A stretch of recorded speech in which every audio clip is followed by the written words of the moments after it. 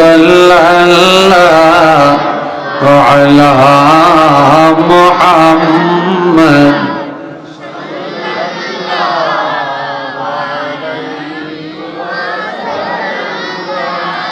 সাল্লাল্লাহু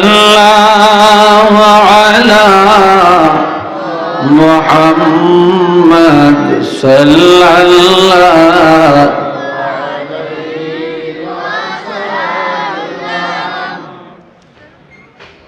لا يمكن الثناء كما كان حقه بعد خدا بزرگتي قصہ مختصر صلی اللہ على محمد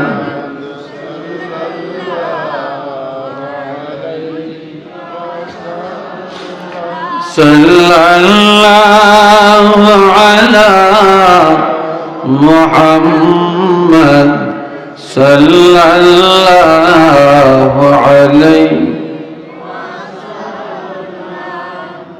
بلغ العلا بكماله كشف الدجى بجماله حسنت جميع خصاله صلوا عليه وآله حاضرين আজকে অনেক ভারাক্রান্ত মনে বলতে হয় এই মাদ্রাসার সম্মানিত প্রতিষ্ঠাতা ফিরে কামিল আলহাজ হযরত মাওলানা কাজী রফিক আহমদ সাহেব হুজুর, আমি যতবারই আসছি আমার পাশে ছিলেন, সভাপতির দায়িত্ব পালন করেছেন।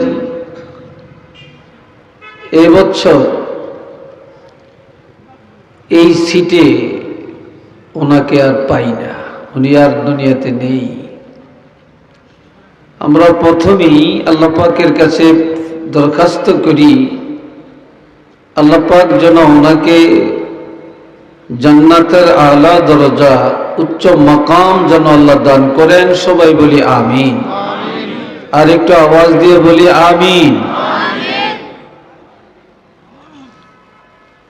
যেই সিট খালি হয় এই সিট আর কখনো পুরা, চিল্লিয়ে বলেন, কখনো পুরা হয় না। আমরা আস্তে আস্তে মুরব্বি শূন্য হয়ে যাচ্ছি। আমাদের আকাবির দ্বীন, আমাদের আসাতিজায়ে কেরাম, আমাদের পীর মাশায়েখ যারা ছিলেন আছেন, একের পর এক আস্তে আস্তে সব আমাদেরকে এতিম করে চলে যাইতেছেন। যেই মানের আলেম আমরা হারিয়ে ফেলি, যেই মানের পীর বুজুর্গ চলে যান, সেই মানের আরেকজনকে পাওয়া খুব কঠিন বা পাওয়াই যায় না। عن عبد الله بن عمرو رضي الله تعالى عنه قال قال رسول الله صلى الله عليه وسلم إن الله لا يقبض العلم انتزاعا ينتزعه من العباد ولكن يقبض العلم بقبض العلماء حتى إذا لم يبقى عالما اتخذ الناس رؤوسا جهالا فسئلوا فافتوا بغير علم فضلوا وأضلوا متفق عليه। খুব খেয়াল করবেন, গভীরভাবে মনোযোগের সাথে কথা শুনবেন। হযরত আব্দুল্লাহ ইবনে উমর রাদিয়াল্লাহু তাআলা আনহু থেকে হাদিস, আল্লাহর হাবিব ইরশাদ করেন, বান্দার অন্তর থেকে আমার আল্লাহ ইলমগুলো টানিয়া টানিয়া উঠাইয়া নিবেন না। এই দুনিয়াতে যত আলেম আছে এদের অন্তর থেকে আল্লাহ টেনে টেনে ইলম উঠিয়ে নিবেন না, বের করে নিবেন না। আল্লাহ কিভাবে ইলম নিবেন? ওয়ালাকিন ইয়াকবুদিল ইলমা বিকবদিল উলামা,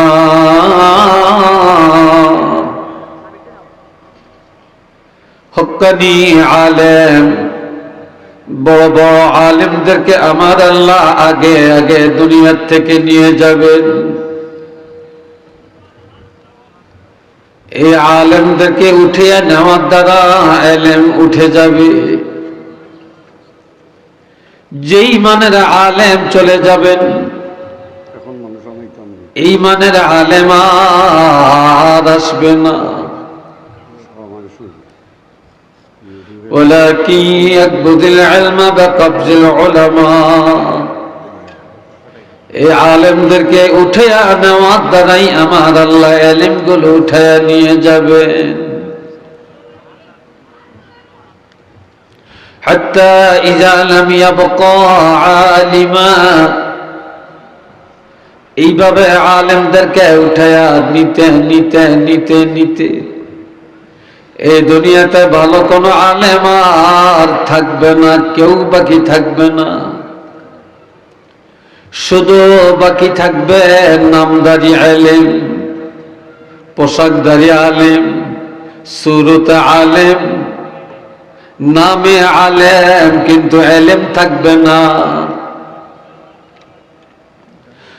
মানুষ সমস্যায় পড়ে ফতোয়া জিজ্ঞাসা করবে, বিপদে পড়ে নামদারি আলেমের কাছে যে ফতোয়া তলব করবে, বিনা ইলমে ফতোয়া দিবে, তাহকিক ছাড়া একটা বলে দিবে, নিজ জাহান্নামী হয়ে যাবে, এই জাতিকে জাহান্নামী বানাইয়া দিবে।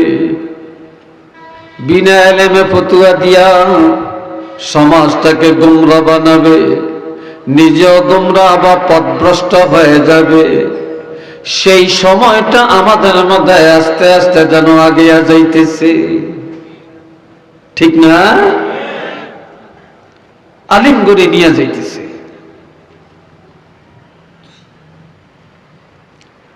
আল্লাহ, এই হাদিসটা বুখারী মুসলিম শরীফের হাদিস। এ ভাইরা রে আমার, আল্লাহর হাবিব একদিন সাহাবায়ে কেরামকে বললেন, এ আমার সাহাবীরা, তাআল্লামুল ফারাইজ ওয়াল কুরআন ওয়া আল্লিমুন নাস ফাইন্নী মাকবুজ।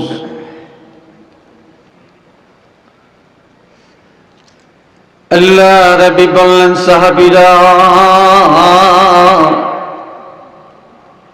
তোমাদের যার যত ইলম শিখার প্রয়োজন শিখে নাও, ইলমে শরিয়ত, ইলমে মারিফাত, ইলমে তরিকত যা জানার জেনে নাও। ওয়াল ফারাইজ ওয়াল কুরআন, আল্লাহর কোরআনের ইলম যা জানার তোমরা জেনে নাও। কেননা ফাইন্নী মাকবুজ, আমি রাসূলুল্লাহকে বেশি দিন তোমাদের কাছে রাখা হবে না, আমি বেশি দিন তোমাদের কাছে থাকবো না। অতি দ্রুত আমাকে উঠাইয়া নেওয়া হবে, তোমাদের চোখের আড়াল করা হবে, তখন তোমরা এই সুযোগ পাবে না। আমার থেকে যা জানার, যা বুঝা, যা শিখার শিখে নাও,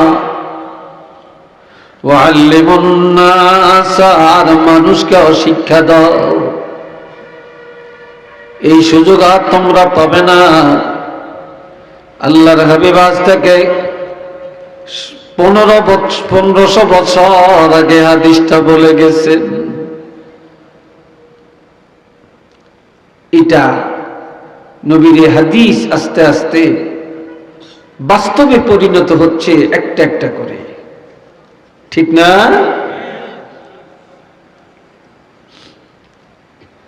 এ বাপজান আমার,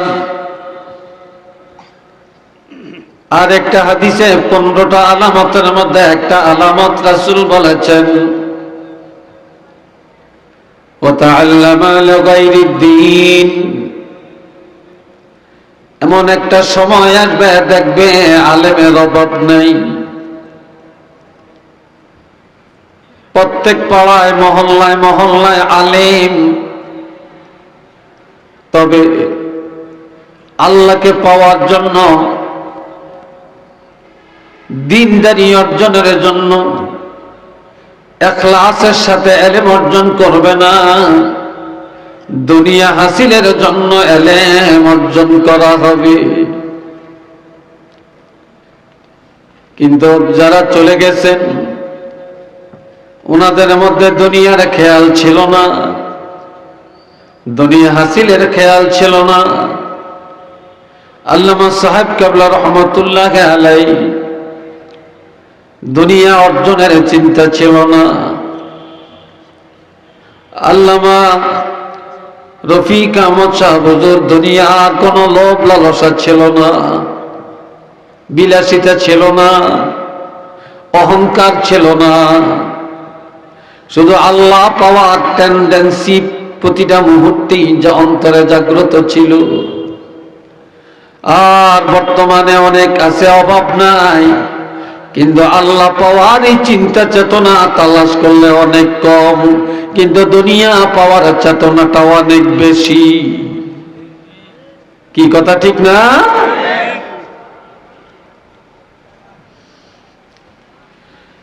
এ বন্ধুরা রে আমার,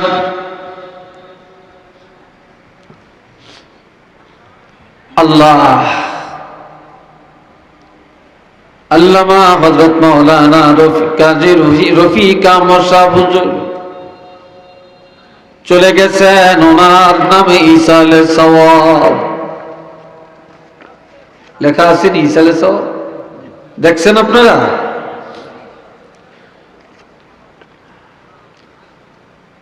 عن أبي أسيد الساعدي رضي الله تعالى عنه قال إذا جاءه رجل من بني سلمى فقال يا رسول الله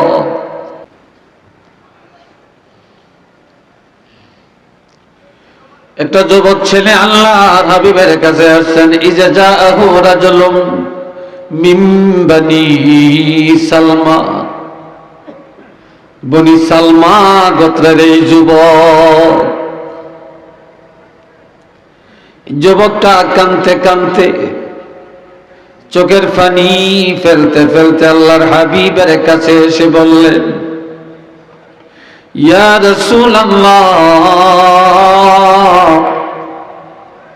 হাল বাকিয়া মিন বাদরি আবাওয়াইয়া শাইউন আবাদহুমা বিহি বা'দা মাউতিহিমা। ইয়া রাসূলুল্লাহ, আমার আব্বা নাই, আমার আম্মা নাই। দুনিয়াতে কত ছেলেরা আব্বু বলে ডাকে, আম্মু বলে ডাকে, কলিজা শীতল করে। অন্য ছেলেদের এই ডাক শুনলে আমার কলিজায় ধাউ ধাউ করে যেন আগুন জ্বলে উঠে। কিন্তু আজ আমার কাছে আমার বাবাও নাই, আমার মাও নাই, আমি পড়াকোপা। তবে আমার আব্বা যতদিন ছিলেন, আমার মা ছিলেন, আমি পর্যাপ্ত খেদমত করার সুযোগ পাই না। আজ আমার বাবা নাই, মা নাই, আমার মনে চায় তাদের খেদমত করতাম। এখন আমার খেদমত করার একটা ক্ষমতা আল্লাহ আমাকে দিয়েছে, তবে এখন তো তারা কবরে। নবী গো, আপনার কাছে জানা থাকলে বলেন, তাদের মৃত্যুর পর ইন্তেকালের পরে খেদমতের কোন রাস্তা বাকি আছে কিনা? আমার বাপ নাই, আমার মা তো নাই, মনে চায় খেদমত করতে, খেদমতের কোনো অংশ বাকি আছে কিনা? ক্বালা নাআম, নবীজি বললেন, রে যুবক, তোমার বাপ নাই, তোমার মা নাই, কিন্তু খেদমতের কোন দরজা আল্লাহ বন্ধ করেন না। খেদমতের দরজা আল্লাহ বন্ধ করেন না। এখন 1 নম্বরের খেদমত আমার নবী বললেন, আসসালাতু আলাইহিমা, তাদের ইন্তেকালের পরে বেশি বেশি করে তাদের জন্য দোয়া করা, বেশি বেশি করে ইসালে সওয়াব করা, বেশি বেশি করে তাদের জন্য আল্লাহ দরবারে হাত বাড়াইয়া নাজাতের দোয়া করা। দুনিয়াতে যার বাবা নাই, মা নাই, তার সবচেয়ে বড় খেদমতটা হলো মৃত্যুর পরে তাদের জন্য আল্লাহ দরবারে দোয়া করা। এটা 1 নম্বরের খেদমত। 2 নম্বরে ওয়াল ইস্তিগফারু লাহুমা। আজ কত গুনার বোঝা নিয়ে তারা কবরে। এই সন্তানকে দুনিয়াতে লালন পালন করার জন্য, সুপ্রতিষ্ঠিত করার জন্য, সুন্দর একটা বাড়ি উপহার দেওয়ার জন্য, সুন্দর একটা ঘর উপহার দেওয়ার জন্য, সন্তানকে লেখাপড়া করাবার জন্য কত গুনাহ পিতামাতা কামাই করেছেন। ওই গুনার বোঝাগুলো নিয়ে তারা কবরে চলে গেছে। আজকে তোমার বাবা নাই, মা নাই, কিন্তু তারা তো গুনাহগার। ওয়াল ইস্তিগফারু লাহুমা, আল্লাহর দরবারে তাদের জন্য তওবা করা, তাদের গুনাহগুলি আল্লাহর কাছে ক্ষমা চাওয়া, যে আল্লাহ আমার আব্বার গুনাহ, আমার আম্মার গুনাহগুলো মাফ করে দে। এভাবে তাদের জন্য মাফ চাওয়া, এটা হলো দ্বিতীয় খেদমত। 3 নম্বরে ওয়া ইনফাযু আহদিহিমা মিন বা'দিহিমা। মা নাই, বাপ নাই, কিন্তু দুনিয়াতে তারা ঋণগ্রস্ত। তাদের মৃত্যুর পরে তাদের ঋণ পরিশোধ করে দেওয়া, তাদের কোনো ওয়াদা থাকলে এটা পূর্ণ করা। যদিও তাদের ঋণ পরিশোধ করা হয় এবং তাদের ওয়াদা পূর্ণ করা হয়, তাহলে পিতা মাতার খেদমতের সওয়াব পাওয়া যায়। 4 নম্বরে ওয়াসিলাতুর রাহিমিল্লাতী লা তুসালু ইল্লা বিহিমা। বাপ নাই, মা নাই, কিন্তু বাবা রেখে যাওয়া আত্মীয় আছে, মায়ের রেখে যাওয়া আত্মীয় আছে। বাবা রেখে যাওয়া আত্মীয় যেমন বোন বাগিনা, এরা বাবার রেখে যাওয়া আত্মীয়। ফুপা ফুফি, চাচা চাচি, খালা মামা, এরা হলো বাবা মায়ের রেখে যাওয়া আত্মীয়। আজ তোমার বাপ নাই, মা নাই, কিন্তু তাদের আত্মীয় স্বজন এখনো তোমাদের কাছে আছে। কাজে তাদের মৃত্যুর পর তাদের রেখে যাওয়া আত্মীয় স্বজনের সাথে সৎ আচরণ করা, ভাই বোনের খবর নেওয়া, বোন বাগিনার খবর নেওয়া, চাচা মামা খালা এদের সাথে সম্পর্ক বজায় রাখা, ফুফা ফুফি এদের খোঁজ খবর রাখা। তোমার আব্বা নাই আম্মা নাই, কিন্তু তাদের রেখে যাওয়া এই আত্মীয় স্বজনের সাথে যদি সৎ আচরণ করো, তাহলে পিতামাতার রুহানি দোয়া পায়া যাইবা এবং পিতামাতার খেদমতের সওয়াব পায়া যাবে। একটু চিল্লিয়া বলেন না সুবহানাল্লাহ।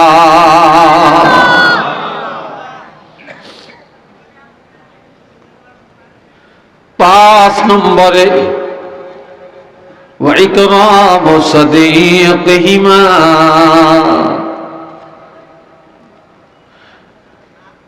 আজ আব্বা নাই আম্মা নাই, কিন্তু বাবার বয়সের একজন বাবার বন্ধু আছে, মার একজন বান্ধবী আছে, অথবা বাবার বয়সের মুরব্বী সমাজে আছে, মার বয়সের একজন মুরব্বী বাড়ি ঘরে আছে, বা প্রতিবেশীর মধ্যে আছে, আত্মীয়তার মধ্যে আছে। আজকে বাবা নাই মা নাই, কিন্তু তাদের বন্ধু বান্ধব অথবা তাদের সমবয়সের মুরব্বীদেরকে সম্মান করা, আব্বার বয়সের মার বয়সের মুরব্বীকে যদি সম্মান করা হয়, ইজ্জত করা হয়, আমার রাসূল বলেছেন পিতামাতার রূহানি দোয়া পাবে এবং পিতামাতার খেদমতের সওয়াব আল্লাহ দান করে দিবেন। আওয়াজ দিয়া বলেন না সুবহানাল্লাহ। আর একটু জোরে বলেন সুবহানাল্লাহ।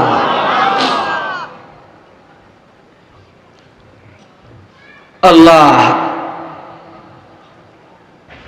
আজ দুনিয়াতে এমনও মানুষ আছে পিতা মাতার মৃত্যুর পরে কবরের কাছেও যায় না, ঠিক না? আল্লাহ আমাদের এলাকায় একজন ব্যারিস্টার, বড় দামি ব্যারিস্টার, নাম করা ব্যারিস্টার, এই ব্যারিস্টারের বাপ মারা গেল। আমার মাদ্রাসার আমার একজন শিক্ষক, ওনার বাড়ির পাশেই এই ব্যারিস্টারের বাড়ি, আমাদের চাঁদপুরে হাইমসর থানায়। ব্যারিস্টারের বাপ মারা গেছে, জানাজা পড়ার জন্য বাড়িতে আসছে। জানাজায় দাঁড়াইছেন, একজন আলেমকে বললেন জানাজা দিতে, আলেম জানাজা পড়ল। কিন্তু জানাজার মধ্যে প্রথম আল্লাহু আকবার বলে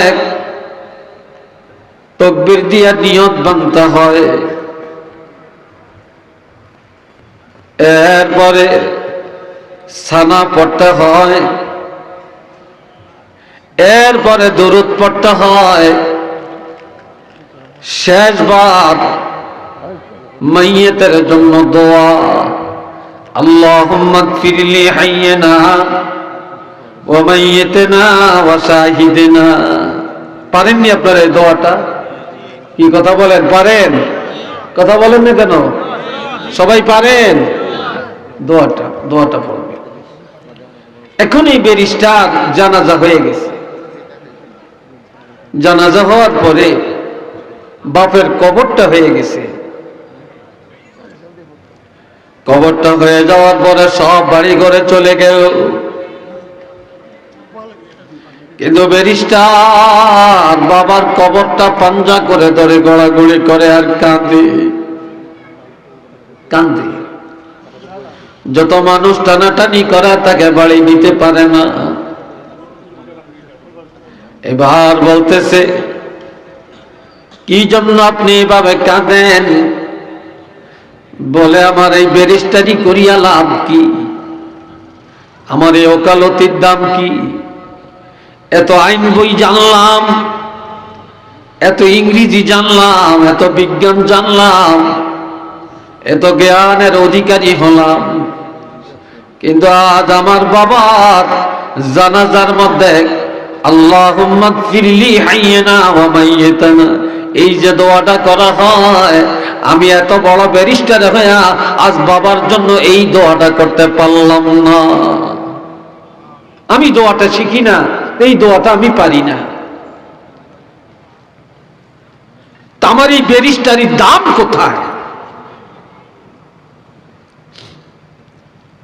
বাবাজিরা রে আমার, আল্লাহর রাসূল বলেছেন তাদের ইন্তেকালের পরে দোয়া করা, কিন্তু দুঃখে কলিজা ফেটে যায়, কিভাবে দোয়া করতে হয় সেটাও অনেকে জানে না।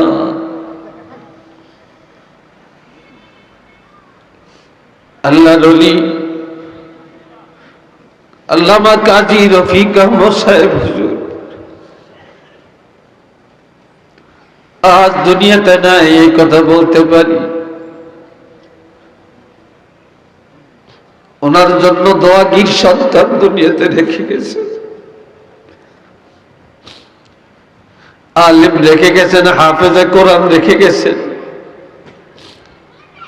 পিতামাতার জন্য কিভাবে দোয়া করতে হয় সেই মসলকের যোগ্য সন্তান দুনিয়াতে রেখে গেছেন।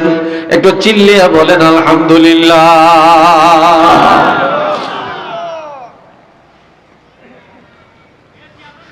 আর একটা হাদিস শুনেন,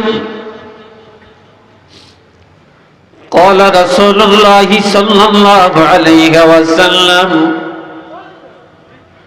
إذا مات الإنسان انقطع عنه عمله إلا من ثلاثة। আমার নবী ইরশাদ করেন, এই বসো, দাঁড়িয়ে ঠিক না, আপনার বসেন, কেউ দাঁড়াবেন না। আমার ভাইয়েরা শোনেন, কথাগুলি বুঝেন, আমার বুঝেন? হ্যাঁ, আমি একটু ধীর গতিতে কথা বলি, এটা জানেন আপনারা। আমি দাসি কথা বলি, আমি খুব চিল্লান মিল্লান ভালো লাগে না মারতেন, আমি করিও নাই। বন্ধুরা রে আমার, নবীজি বলেন মানুষ যখন মারা যায়, মৃত্যুর পরে সাথে সাথে সব আমল বন্ধ হয়ে যায়। মৃত্যুর পরে মরমেশের নামাজ নাই, রোজা নাই, হজ নাই, যাকাত নাই, শরীয়তের কোন হুকুম তার উপরে বর্তাবে না, সব বন্ধ, কোনো আমলই থাকবে না। কিন্তু আমার রাসূল ইরশাদ করেন ইল্লা মিন সালাসাতিন, মৃত্যুর পর তিনটা আমল বন্ধ হয় না। বলেন কয়টা আমল? এই জোরে বলেন কয়টা আমল? তিনটা আমল মৃত্যুর পর বন্ধ হয় না। এক নম্বরে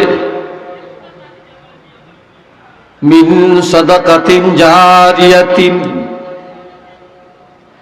সদকা জারিয়া।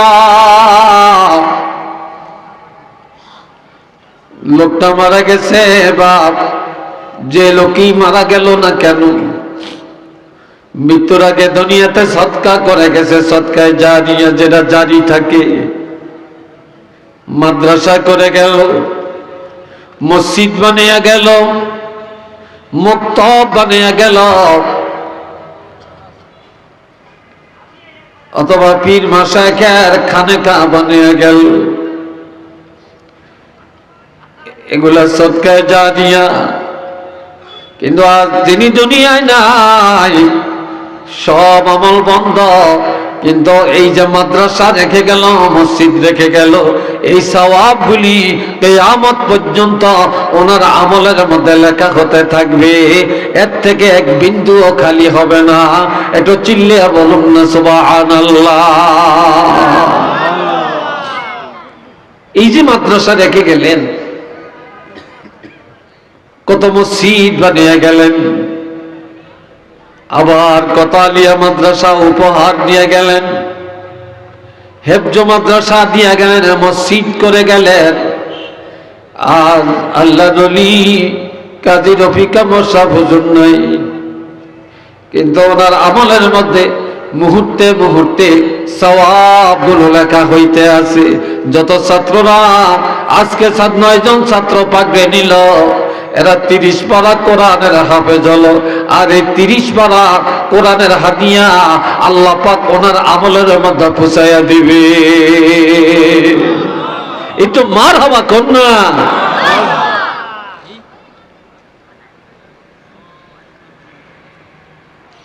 2 নম্বরের আমল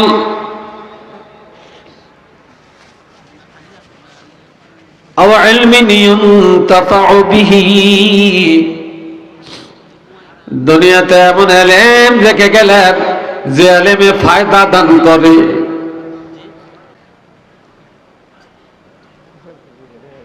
বন্ধুরা রে আমার,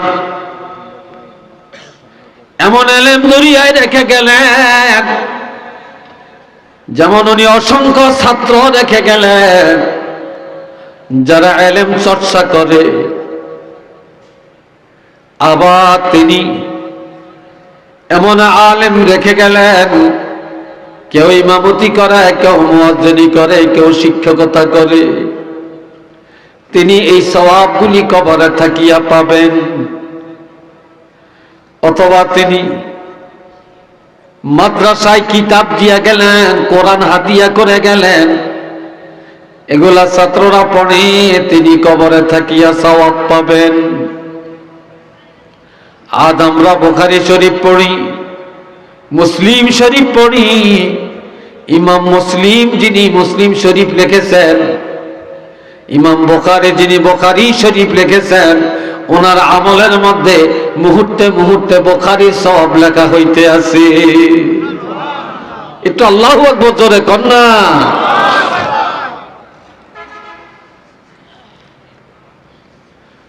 এই যে উনি অনেক কিতাব লিখে গেছেন, অনেক বই পুস্তক লিখে গেছেন, যা পড়ে পড়ে মানুষ জ্ঞান অর্জন করতে আছে। এই সওয়াবগুলি তিনি কবরে থাকিয়া পাবেন। 3 নম্বরের আমল আওয়ালাদিন সালিহিন ইয়াদউলা, তিনি মাইয়াতান্তা কালের আগে যদি ওনার সন্তানদের মধ্যে নেক সন্তান রেখে যেতে পারেন। এদিকে তো কথা হচ্ছে কেন? কারণটা কি একটু বলেন তো?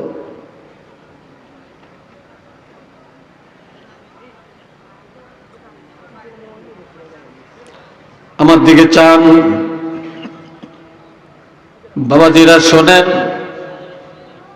এই সুসন্তান নেক সন্তান, আলেম সন্তান যখন মা বাবার জন্য দোয়া করে, এই দোয়ার উসিলায় মা বাবা কবরে থাকিয়া নাজাত পায়।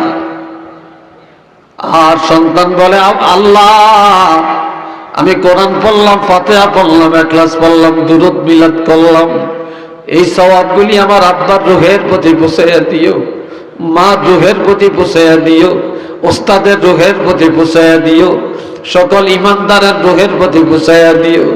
এই যে দোয়া করতেছেন, এই সন্তানের দোয়ায় পিতামাতার আমলের মধ্যে নেক আমল লেখা হয়।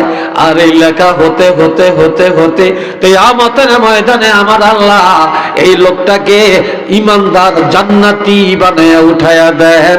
একটু চিল্লিয়া বলেন সুবহানাল্লাহ। আরেকবার বলেন আলহামদুলিল্লাহ। আজ তো দোয়াগীর সন্তান আমরা রেখে যাই না, দোয়াগীর সন্তান আমরা রেখে যাইতে পারি না।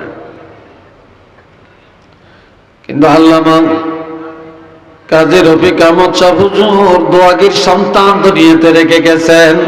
আল্লাহ ওনাদেরকে কবুল করেন, হায়াতে বরকত দেন, আমলে বরকত দেন, এলেমে বরকত দেন। চিল্লিয়া সবাই আওয়াজ দিয়া বলেন আমিন। আর একটু জোরে বলেন আমিন। আমার প্রাণের ভাইয়েরা রে,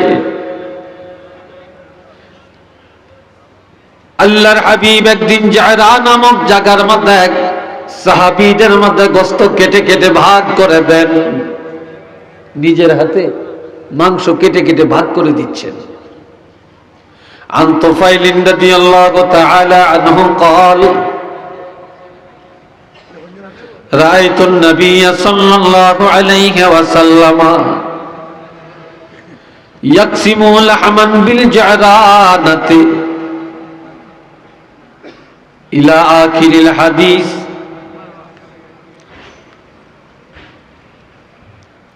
হযরত তুফাইল রাদিয়াল্লাহু থেকে হাদিস, আল্লাহ তিনি বলেন আমি একদিন দেখলাম আল্লাহর হাবিব জায়রানা জায়গার মধ্যে, জায়রানা নামক একটা জায়গা আছে, ওই জায়গায় একটা মসজিদ আছে, ওই জায়গায় হাজী সাহেবরা গিয়ে যদি ইহরাম করে উমরা করে তাহলে উমরা হক আদায় হবে। এই জায়রানা নামক জায়গায় আমি দেখলাম রাআইতুন নবিয়্য সাল্লাল্লাহু আলাইহি ওয়াসাল্লাম, আমি আল্লাহর হাবিবকে দেখলাম ইয়াকসিমু লাহমা, নবী নিজের হাত মোবারকে গোশত কেটে কেটে ভাগ করে, সাহাবীদের মধ্যে গোশত কেটে কেটে ভাগ করে দিতেছে।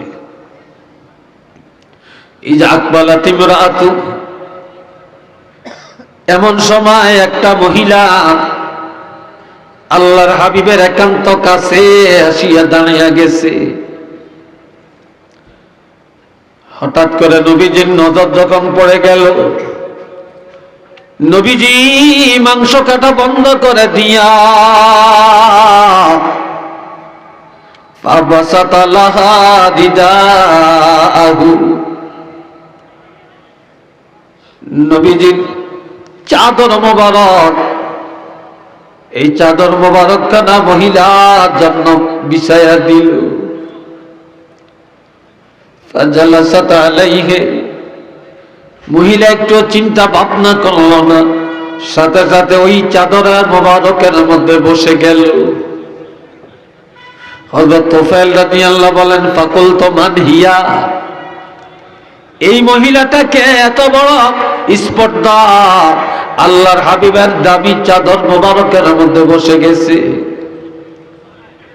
ক্বালু হিয়া উম্মুহুল্লাতী আরদাআতুহু, সাহাবীরা বললেন রে তুফাইল তুমি কি জানো না, চিনো না যে নবীর আব্বাকে শিশুকালে হারাইছে, বা যে নবীর আব্বাকে নবী দেখে নেই না, 6 বছরে মা হারালেন, যে দুধ মা হালিমাতুস সাদিয়ার দুধ নবী পান করছিলেন। আজকে নবীর আব্বা নাই, আম্মা নাই, কিন্তু নবীর দুধ মা হালিমা এখনো মারা যায় না। ওই দুধ মা হালিমা নবীর কাছে আসছে, ওই দুধ মা হালিমার জন্য নবীজি এই চাদর মোবারক খানা বিছায়া দুধমার সম্মান করেছে, খেদমত করেছে। একটু চিল্লিয়া বলেন না সুবহানাল্লাহ, আরেকবার বলেন আল্লাহু আকবার।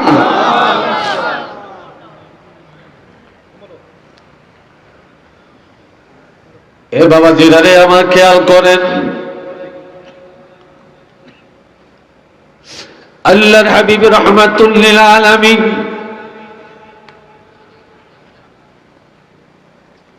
একদিন দেখলেন একটা বুড়ি মহিলা নবীকে গাল মন্দ করেন।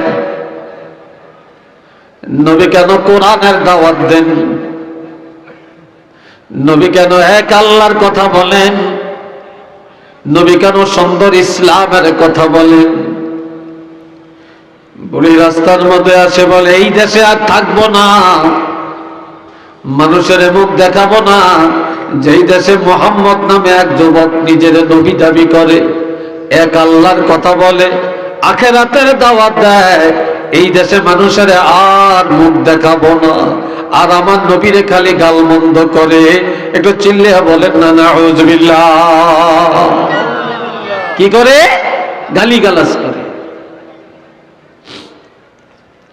এমন সময় আমার নবী মহিলার কাছে আসিয়া বলে, মহিলা ইহুদি। নবী কেঁদে কেঁদে বলে, মা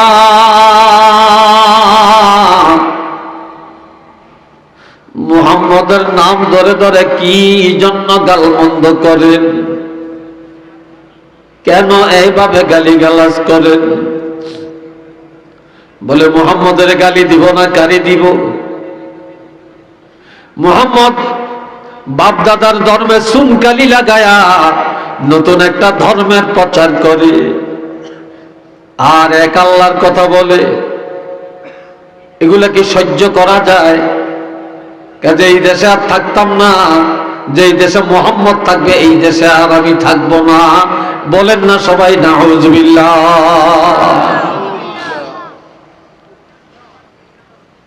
তো বলে, মা মুহাম্মদের এইভাবে গালিগালাজ করেন, আপনি কি চান বলেন? আপনার কি চাহিদা মিটাতে হবে বলেন? কয়, আমি চলে যাব, এই দেশে আর থাকবো না, আমি বোঝা পারি না। মুহাম্মদ যদি রাষ্ট্রপ্রধান হয়, যদি নবী হয়, এক আল্লাহর কথা বলে, তাহলে তার তো উচিত আমার বোঝাটা একটু আগাইয়া দেওয়া। নবী বলে, মা ঠিকই বলছেন, তবে আপনার বোঝাটা আমার মাথায় দেন। বলে, আমি পারবো না, এত বড় ভারী বোঝা আমি উঠাইতে পারবো না। তখন আমার নবীজি নিজের হাতে টান দিয়া একটা পাখির মতো মাথা মোবারকের মধ্যে বোঝায়া উঠাইয়া নেন। সুবহানাল্লাহ বলতেন না? এত আস্তে হয় না, আর একটু জোরে বলেন। এখনো বলতে পারেন না, জোরে বলেন সুবহানাল্লাহ। সামনে 12 তারিখ আইতেছে নির্বাচন, হিয়ানালে জোর শক্তি জমা রাখছেন নাকি? কি করবেন শক্তি দিয়া?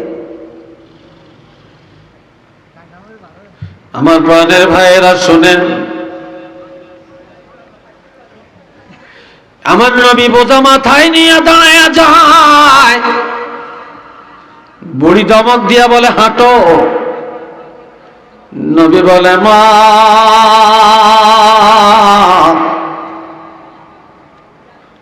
বাবার চেহারা কেমন কোনদিন আমি দেখি না। শিশুকালে মা হারাইলাম, তবে আপনার মতো যদি আমার মা এখনো বেঁচে থাকতো, আমি কোনদিন আমার মা আগে আগে যাইতাম না। আপনাকে আমি মা বললাম, মা বলে সম্বোধন করলাম, আপনি আমার আগে আগে যান, আমি সন্তানের মতো পিছে পিছে যাব। বলে, তুমি এত বড় ভারী বোঝা নিয়ে যাইতে পারবানি? রাস্তা চিনবানি? আপনার সামনে থাকি আর ডান বাও বলে দিবেন, আমি আপনাকে অনুকরণ করে মায়ের মতো অনুসরণ করে পিছে পিছে যাব। কিছু দূর যাওয়ার পরে বলে, বাবা তোমাকে চিনি না জানি না, তবে আমার একটা কথা তুমি শুনবা কিনা? বলে, আপনার কথাটা কি? বলে যে মুহাম্মদ এক আল্লাহর কথা বলে, সুন্দর একটা কোরআনের কথা বলে, সুন্দর এক ইসলামের দাওয়াত দেয়। এই মুহাম্মদের যদি কতল করতে পারো, আমার অনেক বাড়ি আছে, ঘর আছে, আমার অনেক টাকা পয়সা আছে, এগুলা আমার ছেলে নাই মেয়ে নাই, এগুলা কাকে দিয়ে যাব? তুমি যদি মুহাম্মদের কতল করে খবরটা দিতে পারো, আমার বাড়ি ঘর টাকা পয়সা সব তোমাকে দান করে দিব। নওয়াজবিল্লাহ বলতেন না? হ্যাঁ, সবাই বলছেন নি নওয়াজবিল্লাহ? মুখ দিয়ে আসতে চায় না। হেড অফিস তো খারাপ, হেড অফিস বুঝেন, অন্তর তো খারাপ।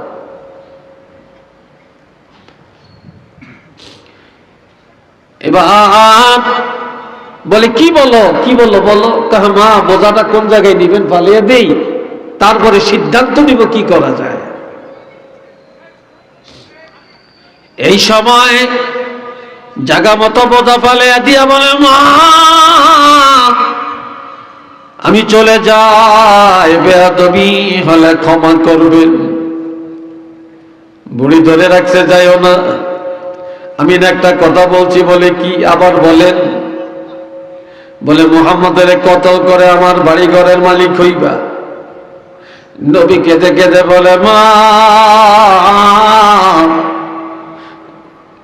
জীবনভর যেই মুহাম্মদের নাম ধরে গালি দিলেন, যাকে কতল করতে পারলে বাড়ি ঘরের মালিক বানাবেন, কোটি কোটি টাকার সম্পদ মালিক বানাবেন, ওই মুহাম্মদের আপনি কোনোদিন দেখছেননি? কয় না। বলে আপনি চিনেননি? কয় না। কেউ যদি চিনে দেয় তাহলে আমি চিনব। এবার আমার নবী চোখের পানি ছেড়ে ছেড়ে বলে, মা, আমি আপনার মা বলে ডাকছি গো মা, তবে আমার দিকে এবার আপনি একটু নজর দেন। যখন আমার নবীর দিকে তাকায়, নবী শাহাদাত আঙ্গুলি দিয়া ইশারা করে বলে, মা, আমি সেই মুহাম্মদ।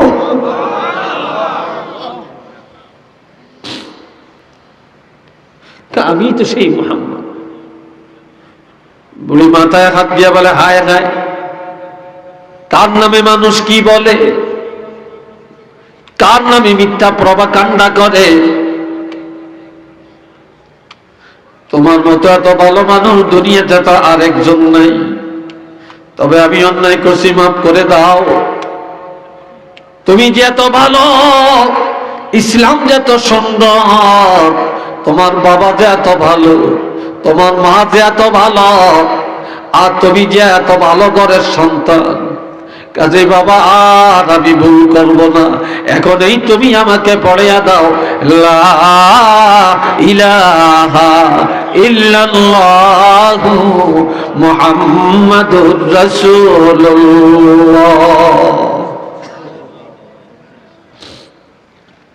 কি আদর্শ আমার নবী দুনিয়াতে রেখে গেছেন, যে আদর্শগুলি আজ তালাশ করলে ওলি আল্লাহদের মধ্যে, যে আদর্শগুলি তালাশ করলে আল্লামা রফিক আহমদ কাজী রফিক আহমদ সাহেব হুজুরের মধ্যে যে আলামতগুলি, ফুলতুলির আল্লাহর ওলিদের মধ্যে, সরসিনার আল্লাহর ওলিদের মধ্যে, জৈনপুরের আল্লাহর ওলিদের মধ্যে, বিস্কুটির আল্লাহর ওলিদের মধ্যে, বালাওটি সাহেবের মধ্যে, এইভাবে এই সমস্ত গুণাবলী, যার কারণে ওনারা আল্লাহর ওলি। একটু চিল্লিয়া বলেন না আলহামদুলিল্লাহ। এরা যে আল্লাহর ওলি ছিলেন, এটার মধ্যে কি আপনারা সন্দেহ করেন? জোরে বলেন, সন্দেহ করেন? আল্লাহ, সবাই উচ্চ আওয়াজ দিয়া মহব্বতে পড়েন, সাল্লাল্লাহু আলা মুহাম্মদ সাল্লাল্লাহু আলাইহি ওয়াসাল্লাম।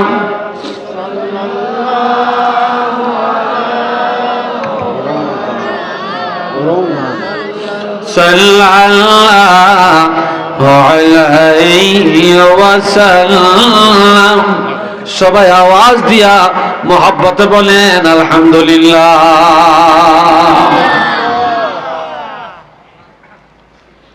এই ভাইরা রে আমার, আমার আল্লাহ বলেন, وَقَضَى رَبُّكَ أَلَّا تَعْبُدُوا إِلَّا إِيَّاهُ।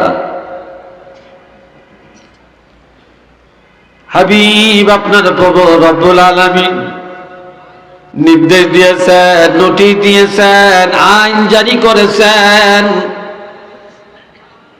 সাবধান দুনিয়ার মানুষেরা, আল্লাহর ইবাদত ছাড়া আর কাহারও ইবাদত করিও না। এই মাথা আল্লাহর কাছে ছাড়া কারো কাছে নত করিও না। কোন পীর সাহেবকে, কোন ওস্তাদের কদম বসি করতে হলেও কদম বসি করবা, কিন্তু তোমার কপাল যেন নত না হয়। মাজার জিয়ারত করবা, ওলি আল্লাহর মাজারে যাবা, তবে সাবধান, সেখানে তুমি কপাল লাগাবে না, সেজদা দিবে না, চুমা খাবে না, বাতি জ্বালাবে না, শুধু সেখানে দাঁড়াইয়া সালাম দিবা, জিয়ারত করবা। আল্লাহ তা'বুদু ইল্লা ইয়্যা, আমি আল্লাহর দাসত্ব ছাড়া, আমার উপাসনা ছাড়া আর কারো উপাসনা করিও না। ইবাদত কার জন্য? চিল্লিয়ে বলেন না, কার জন্য? আল্লাহর জন্য। এই মাথা নমতে হবে কার জন্য? আপনাদেরকে আমি একটা প্রশ্ন করি, আমার কথা কি আপনারা বিরক্ত পাবেন নাকি? তো প্রশ্ন করলে একটু জোরে উত্তর দিয়ে। আর শুনেন, এই কপালটা কেউ দেখবেন? দেখেন তো পারেননি? এই চোখ দিয়ে কপালটা দেখা যায় কিনা? পারবেন? দুনিয়াতে কত ডঙ্গের মানুষ, কত মাস্তান, কত কিছু উল্টে এলায়, কত কিছু শেষ করিয়া এলায়, দুনিয়াটা লাগছেন বরবাদ করিয়া দেয়, কত হেডাম দেখায়, কত ক্ষমতা দেখায়। এরকম একটু ক্ষমতা দেখান না যে আপনার চোখটা দিয়ে আপনার কপালটা একটু দেখেন। কি পারবেন? সম্ভব? তাহলে এমন জায়গায় আল্লাহ চোখ দুইটা ফিট করলেন যেখান থেকে কপালটা দেখা যায় না। আর এই কপালের মালিক যে আল্লাহ, ওই আল্লাহকেও এই চোখ দিয়া দেখা যাবে না। কি বলেন, দেখা যাবে? এই চোখ দিয়ে আল্লাহকে দেখবেন?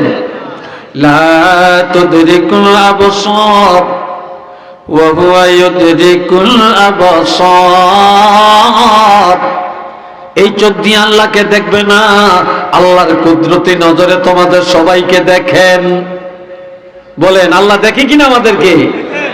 হ্যাঁ, কারা আদবের সাথে বসছেন আর কারা এখনো আদব রক্ষা করেন না, আল্লাহ কি দেখেন না? জোরে বলেন, দেখেন না? কার বাড়িতে কি হইতেছে আল্লাহ কি জানে না? বাতাসে কি আছে আল্লাহ কি দেখেন না? এই মাইকের আওয়াজ পাইয়াও এলাকার কে কারা কারা মাহফিলে আসেন না, আল্লাহ কি এটাও দেখেন না? আল্লাহ তো দেখছেন সব। আল্লাহ আমাদের সবাইকে দেখেন, কিন্তু আমরা তো আল্লাহকে দেখি না। কে কপালের মালিক যে আল্লাহ, আল্লাহকে দেখা যায় না। যেই জিনিসটা চোখ দিয়া দেখা যায় তার কাছে কপাল নত করা, মাথা নত করা, এটা শিরক। বলেন, এটা কি? আর যে আল্লাহকে দেখা যায় না তার কাছে কপাল নত করে সেজদা দেওয়া, এটা ঈমান। এটা ঈমান। তো মাজার দেখা যায়, কবর দেখা যায়, পিশাব দেখা যায়, হুজুর দেখা যায়, যাকে দেখা যায় তার কাছে কখনো কপাল নত করা যাবে না, মাথা নত করা যাবে না, সেজদা দেওয়া যাবে না, চুমা খাওয়া যাবে না। আবার অনেকে মাজার জিয়ারত করতে যায়, দেখি এইভাবে কেন বালু মুছে এরকম করে, লাভটা কি? আপনি দোয়া করেন, মোমবাতি এতুরি কিনে দেয়, মাদ্রাসার টাকা দিতে পারে না, এতিমখানায় পারে না দিতে, সেখানে নিয়ে মোমবাতি কিনে দেয়, আকরবাতি কিনে দেয়। কি কথা ঠিক না? কেন? এ বাবা জিরানে আমার। এরপরে আল্লাহ বলেন, ওয়াবিল ওয়ালিদাইনি ইহসানা। আমি আল্লাহর দাসত্ব, আমার ইবাদত যখন শেষ হয়ে যাবে তখন তোমাদের দ্বিতীয় কাজ হলো যাদের মা আছে, বাপ আছে, তাদের সাথে সৎ আচরণ করবে, তাদের খেদমত করবে, তাদের কথা মেনে চলবে। একটু কন্যা মারহাবা, আরো জোরে।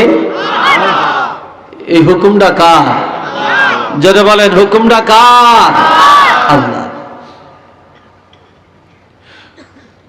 হযরত আবু হুরায়রা রাদিয়াল্লাহু, তিনি আল্লাহর হাবিবের কাছে আসতেন, বসতেন, নবীর চেহারা মোবারকের দিকে তাকাইতেন, নবীর কথাগুলো প্রাণ ভরে শুনে। একদিন বাড়িতে যাওয়ার পর আবু হুরায়রা মহানবীকে দেখতে পারে না, নবীর কথা শুনতে পারে না। নবীর কথা শুনলে গায়ে আগুন জ্বলে। আবু হুরায়রার মা জিজ্ঞাসা করে, ছেলে রে, এত রাত্র কোথায় ছিলা? আবু হুরায়রা বলে, মা, যে নবীর কাছে বসলে, যে নবীর চেহারা মোবারকের দিকে তাকাইলে গো মা জাহান্নামের আগুন হারাম হয়ে যায়। মা সেই নবীর দরবারে ছিলাম। আবু হুরায়রা আমার কথাটা শুনে সাথে সাথে একটা ব্যাট হাতে নিয়ে আবু হুরায়রাকে মারা আরম্ভ করে, যে এই নবীকে আমরা মানি না, যে নবীর চুনকালি লাগাইছে, নতুন ধর্ম প্রচার করে, এক আল্লাহর কথা বলে, এই মুহাম্মদের কাছে কেন গেলা, কেন গেলা? এই জন্য ছেলেকে মাইল আরম্ভ করছে। একটু নাউজুবিল্লাহ বলতেন না জোরে সরে। আবু হুরায়রার পুরা শরীর খালি রক্ত মাখা, রক্তাক্ত। এই সময় কেঁদে কেঁদে নবীর দরবারে আসছে। নবী বলে, আরে আবু হুরায়রা, তোমার শরীরটা এমন কেন, কাঁদো কেন, চোখে পানি কেন? বলি, ইয়া রাসূলুল্লাহ, আমি আপনার কাছে আসি, আপনার কথা শুনি, আপনার আওয়াজ শুনি, আপনার চেহারা মোবারকের দিকে তাকাই, এই জন্য আমার মা আমাকে এমন মারা মারে, মারতে মারতে শরীরটা রক্তাক্ত করে ফেলছে। নবী বলে, আরে আবু হুরায়রা, তোমার মা তোমাকে মারতে পারে, তোমার মা আমাকে দেখতে পারে না, তোমার মা আল্লাহকে মানে না, তোমার মা মুশরিকা, তবে জানিয়ে রাখো তোমার মার বিচার করার অধিকার আল্লাহ আমার হাতে ছেড়ে দেয় না। বিচার করার অধিকার তোমার নেই। আবু হুরায়রা বলে, ইয়া রাসূলুল্লাহ, আমি আপনার কাছে বিচার চাইতে আসি নাই, তবে একটু দোয়া করেন। কি করেন? কথা বলে না, দোয়া করেন। আপনি একটু আমার মার জন্য দোয়া করেন, আল্লাহ পাক যেন আমার মাকে হেদায়েত দান করে, আপনার মহব্বত অন্তরে পয়দা করে দেয়। এই দোয়াটা করেন, এই দোয়াটা চাই। আমার নবী আল্লাহ দরবারে দুটো হাত মোবারক বাড়াইলেন, দোয়া করতেছেন, আল্লাহুম্মা হাদি উম্মা আবি হুরায়রা, আল্লাহুম্মা হাদি উম্মা আবি হুরায়রা। বলে, আল্লাহ আবু হুরায়রার মাকে হেদায়েত দান করে দেন। আবু হুরায়রা দৌড়ায়, পাগলের মতো দৌড়ায়। সাহাবীরা বলে, রে আবু হুরায়রা, তুমি দৌড়াও কেন? কয়, নবী আমার মার জন্য দোয়া করছে, আল্লাহর দরবারে হাত বাড়াইছে, আজকে আমি একটু দৌড়াইয়া যাই বাড়িতে। আমি বাড়িতে যে দেখি আমি দৌড়াইয়া দৌড়াইয়া আমার মার কাছে আগে যেতে পারি না। আল্লাহর হাবিবের দোয়া আমার মার কাছে আগে যায়া পৌঁছে। দোয়া আগে যাইতে পারে না আমি আগে যাইতে পারি, এই জন্য আমি একটু দৌড়াইতেছি। দৌড়াইয়া যায় দেখে মা বাড়ির আঙ্গিনায় দাঁড়িয়ে চোখের পানি পড়তে আছে আর কাঁদতে আছে। কি করতে আছে? কাঁদতে আছে। এই সময় যেই মা নবীর জন্য ছেলেরে এত মারামার, মা ডেকে বলে, আবু হুরায়রা আয় আমার বুকে। ছেলেরে যেই নবীর কথা মানতে পারি না, শুনতে পারি না, দেখতে পারি না, যেই নবীর কথা শুনে তোমার এত মানলাম, ও আমার ছেলে আবু হুরায়রা, নবী কোন জায়গায় আছে? ওই নবীর কাছে আমাকে একটু নিয়ে যাও। কেন যাইবা? কয়, ঈমানের নজরে, মায়ার নজরে, মহব্বতের নজরে ওই মুহাম্মদুর রাসূলুল্লাহকে একটা বার আমি যদি না দেখি আমার কলিজার আগুন ঠান্ডা হবে না।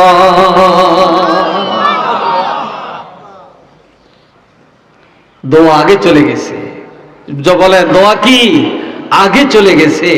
আবু হুরায়রার মাকে আল্লাহ হেদায়েত দান করছেন, দৌড়ে আইসা আল্লাহর হাবিবের হাতে বায়াত গ্রহণ করে ঈমানদার হয়ে গেলেন।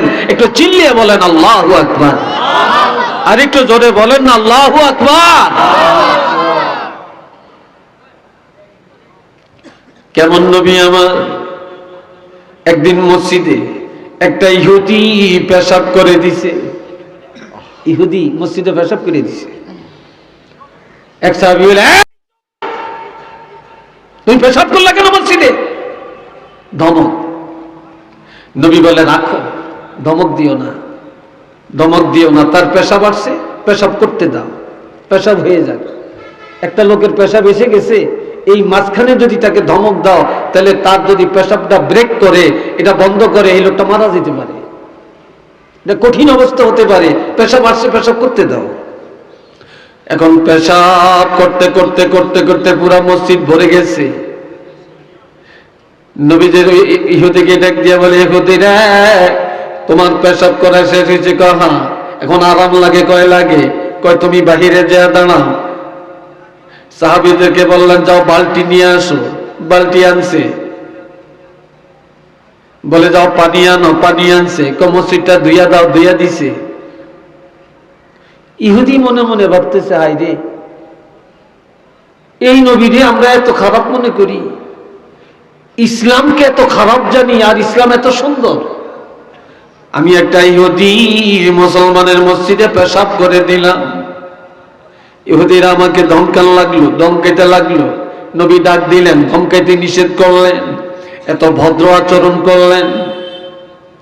আমাকে দিয়া পানি উঠালো না, দোয়াইলো না, আমাকে বললো বাহিরে দাঁড়াইতাম। এরপরে বলল, তোমার তো কাপড় লাগবে। নবী একটা কাপড় দিলেন, তোমার শরীরটা, তুমি কাপড়টা পরিবর্তন করো, করে দিল। আমাকে আমার দ্বারা পানি উঠালো না, সাহাবীদের দ্বারা পানি উঠিয়ে মসজিদ পরিষ্কার করলো। এই সময় আমার পানে নবীজি সাহাবায়ে কেরামকে দিয়া মসজিদটা দিয়া পরিষ্কার করলেন। ইহুদি বলে, আর আমি কেন এই ধর্ম মানি? এই ধর্ম তো খারাপ। মুহাম্মদের ধর্মই একমাত্র ধর্ম, মুহাম্মদই একমাত্র নবী। এই মুহাম্মদের উপরে আর কোনো নবী নাই, এই ধর্মের উপরে আর কোনো ধর্ম নাই, এই ভদ্রতার উপরে আর ভদ্রত নাই, এই আচরণের উপরে আর আচরণ নাই। সাথে সাথে ইহুদি বললেন, ইয়া রাসূলুল্লাহ, আমি আর ইহুদি থাকতে চাই না, এখনই আমাকে কলমা পড়ায়া ঈমানদার বানিয়ে দেন। একটু চিল্লিয়া বলেন না মারহাবা। কি আদর্শ, কি আদর্শ বলে। বন্ধুরা রে আমার, এই জন্য আল্লাহ বলছেন, লাকাদ কানা লাকুম ফি রাসূলিল্লাহি উসওয়াতুন হাসানাহ, অবশ্যই তোমাদের মধ্যে রয়েছে আল্লাহর হাবিবের জিন্দেগীর মধ্যে একটা আদর্শ। নবীর জিন্দেগীর মধ্যে, নবীর চরিত্রের মধ্যে, নবীর মধ্যে তোমাদের জন্য আছে মডেল। নবী কিভাবে সমাজ চালাবে, কিভাবে দেশ চালাবে, কিভাবে পরিবার চালাবে, অমুসলিমদের সাথে কি ব্যবহার করবে, ছোটদের সাথে কি ব্যবহার, বড়দের সাথে কি ব্যবহার, মুরব্বীদের সাথে কি ব্যবহার, পিতা মাতার সাথে কি আচরণ, সন্তানের সাথে কি আচরণ, আলেমের সাথে কি আচরণ, মহিলাদের সাথে কি আচরণ, এইভাবে সকল ক্ষেত্রে আল্লাহর হাবিব আদর্শ রেখে গেলেন। একটু কন্যা সুবহানাল্লাহ গেছে কিনা? নবী একটা মডেল। আবার আজকে নামাজ নাই, রোজা নাই, হজ নাই, যাকাত নাই, হারাম খায়, ঘুষ খায়, সুদ খায়। নির্বাচনে দাঁড়াইলে আহা মুখে ফেনা এসে পড়ে, অমুক ভাইয়ের চরিত্র ফুলের মতো পবিত্র, নামাজ পড়ে না এক ওয়াক্ত, সুদ খায় সারাদিন ব্যাগ জাগাত। কথা ঠিক কিনা? খায় কিনা? অমুকের চরিত্র ফুলের মতো পবিত্র, সারি মিথ্যা কথা। এ দোস্তরারে বোঝুন আমার আল্লাহ বলেন, ইন্নাকা লাআলা খুলুকিন আযীম। নিশ্চয়ই হাবিব আপনার চরিত্রই মহান, আপনার চরিত্রই ফুলের মতো, আপনার চরিত্রই উত্তম। আপনি রাসূলের চরিত্রের সাথে আর কারো চরিত্রের মিল নাই। একটু কন্যা সুবহানাল্লাহ। পবিত্র চরিত্রের মালিক কে? জোরে বলেন কে? আমার নবীর চরিত্রের মতো কোনো দাগ আছে? জোরে বলেন, কোনো দাগ আছে?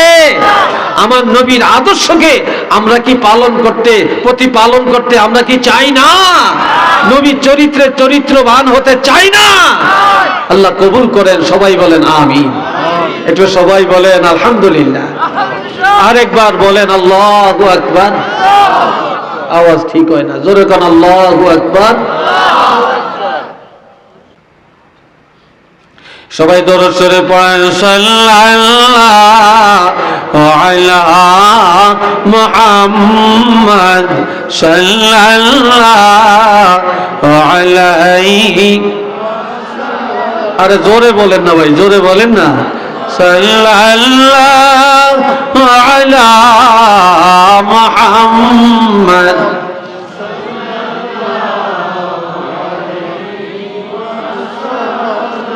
সবাই আওয়াজ দিয়ে বলেন আলহামদুলিল্লাহ। আরেকটু জোরে করেন আলহামদুলিল্লাহ। আরেকদিন এক ইহুদি নবী ওয়াজ করতে আসে। তো ওয়াজ করতে করতে করতে করতে একটা ইহুদি মাথা নিচু করে বসে বসে নবীর ওয়াজ শুনে হুট করিয়া মাঝখানে খাড়ইছে। এমন সুন্দর আলোচনা নবীর, এত মর্মস্পর্শী কথা, হঠাৎ করিয়া দাঁড়িয়ে কয়, ইয়া রাসূলুল্লাহ, আপনি ওয়াজটা বন্ধ করেন। সাহাবীরা গেছে খেপটা, কি রে নবী রে কই ওয়াজ বন্ধ করতো? এত বড় স্পর্ধা। নবী কয়, রাগ গরম হইও না, রাগ কইরো না। কি বলতে চাও বলতে দাও। ইহুদি বলে, ইয়া রাসূলুল্লাহ, আমি বহুদিন যাবত আপনার মজলিসে বসে বসে আমি আপনার আলোচনা শুনি, তবে আমার মনের একটা অভিপ্রায়, আমার মনের একটা কামনা, আমার মনে চায় আপনাকে একদিন আমার বাড়িতে দাওয়াত দিতে। আমি আপনাকে দাওয়াত দিলে আমার বাড়িতে আপনার দাওয়াতটা নিবেননি? নবী কয়, ইহুদি রে, তুমি যদি দাওয়াত দাও আমি দাওয়াত নিতে রাজি। কয় না সুবহানাল্লাহ? মুখ দিয়ে আইতো না, আর একটু আস্তে কইরে কোন সুবহানাল্লাহ। এই ভোলা ইন্ডিন কি কাম করস? বুড়িয়া গোনা শক্তি গেছি কি রে ছাত্ররা, তোরা কোন হতে রয়েছি? তোকে মাথা থাকবি দিছি, এর দুর্বল হইতি। তো জোরে কোন সুবহানাল্লাহ। একবার সুবহানাল্লাহ বললে সাথে সাথে জান্নাত একটা বাগান আল্লাহ সাজিয়ে দেয়। এই সময় কয়, তুমি দাওয়াত দিলে আমি দাওয়াত দিব। কোন দিন? আগামী দিন। কতক্ষণ? কয় সকাল 9টা-10টায়। আমার প্রাণে নবী চলে গেলেন, যে দেখে ইহুদি বাড়িতে নাই। নবীরে দাওয়াত দিছে, এতে বাড়িতে নেই। কোথায় নাই? বাড়িতে নেই। সারাদিন আমার নবী না খেয়া রইলেন। বিকাল বেলায় চলে আসছেন, কারো কাছে বলেন না, কিচ্ছু বলেন না, কিচ্ছু বলেন না। কিছুদিন পরে নবীজি রাস্তা দিয়ে যায়, ইহুদির সাথে রাস্তার মাঝখানে দেখা। বলি, ইয়া রাসূলুল্লাহ, কয়েকদিন আগে আমি আপনাকে দাওয়াত দিয়েছি, আপনি আমার দাওয়াতটা নিয়েছেন, আমি আর একটা বার দাওয়াত দিতে চাই, আপনি দাওয়াতটা নিবেননি? আমার নবী বলে, ইহুদি রে, যদি আর একবার আমাকে দাওয়াত দাও আমি তোমার দাওয়াত নিতে রাজি। কয় কোন দিন? কয় আগামী দিন। তার বড় নবী বলে, না তুমি না আরেকবার দাওয়াত দিছো, আমার খবর লও না? এই যুগে যদি আমগরে কেউ দাওয়াত দিয়া না খাওয়াইতো, খবর না লইতো, পরের দিন দাওয়াত দিতে আইলে হইলে টালে কি বলতাম জানেননি?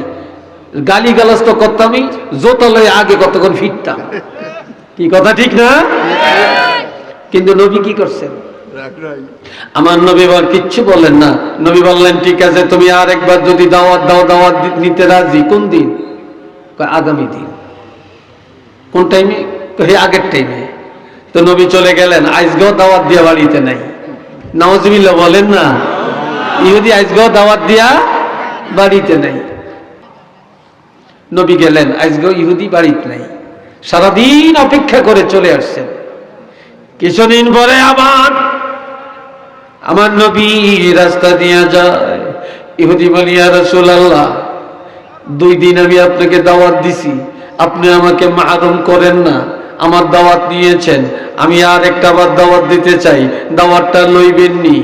আমার নবী একটা মুস্কি হাসি দিয়া বললেন, ইহুদিরা, একবারে কেন, যতবার আমি রহমাতুল লিল আলামিনকে দাওয়াত দিবা, একদিনের জন্য আমি তোমার দাওয়াত ফিরাবো না। যতবার দাওয়াত দিবা ততবার আমি গ্রহণ করতে রাজি।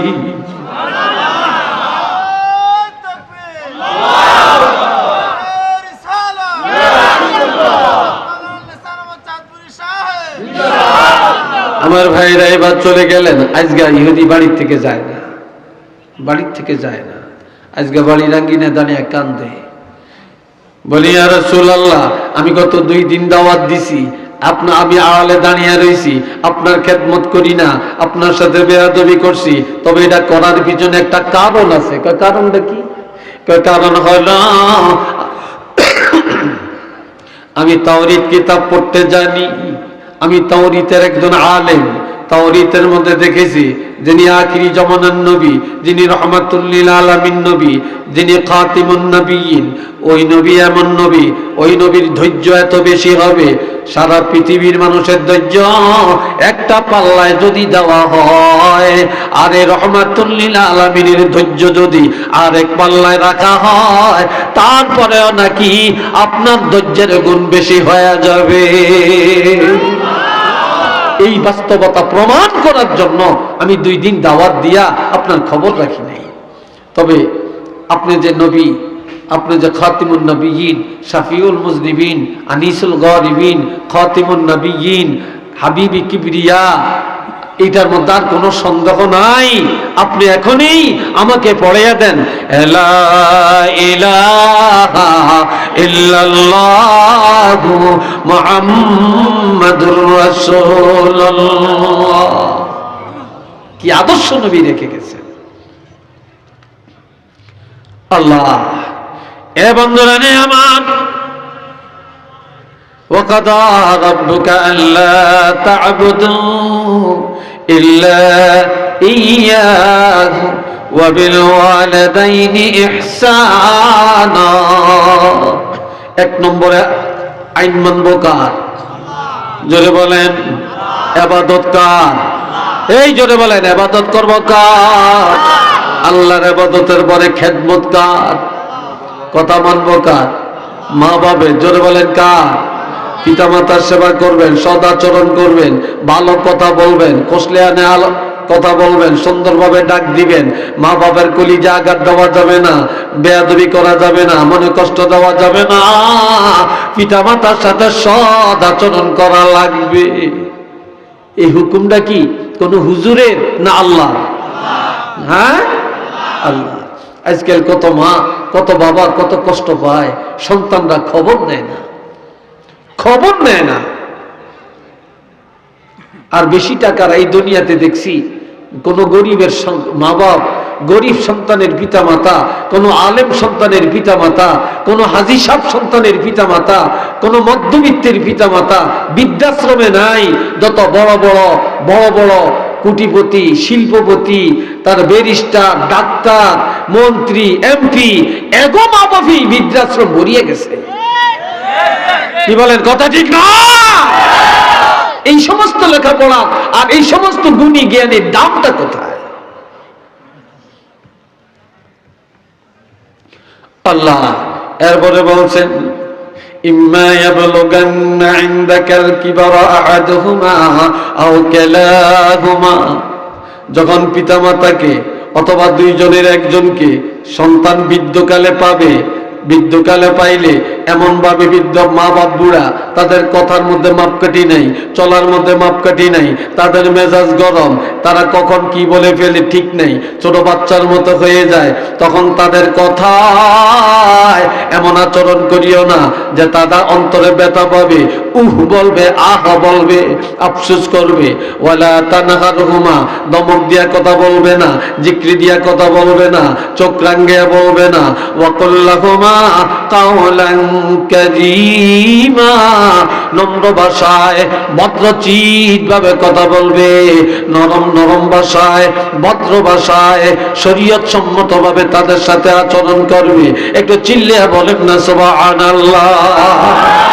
আরেকবার বলেন আল্লাহু আকবার। এ বন্ধুরা আমার,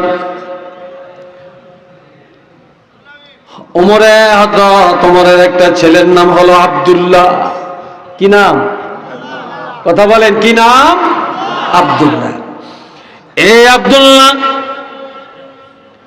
আল্লাহর হাবিবের কাছে যা বলে, ইয়া রাসূলুল্লাহ ইন্নালি ইমরাআতুন, আমার একজন স্ত্রী, উহিব্বুহা, আমি তারে খুব মায়া করি, খুব পছন্দ করি। আমার স্ত্রী আমার কাছে ভালো, আমার স্ত্রীর কথা ভালো, আমার স্ত্রী আমার সাথে সব ভালো করে, আমার স্ত্রী আমার কাছে কোনো খারাপ না, সেও আমারে মায়া করে, আমিও তাকে মায়া করি। ওয়া কানা উমারু ইয়াকরাহুহা, কিন্তু আমার বাবা ওমর তাকে পছন্দ করে না। আমার বাবা ওমর তাকে দেখতে পারে না, পছন্দ করে না, কিন্তু আমার বিবি আমার কাছে ভালো।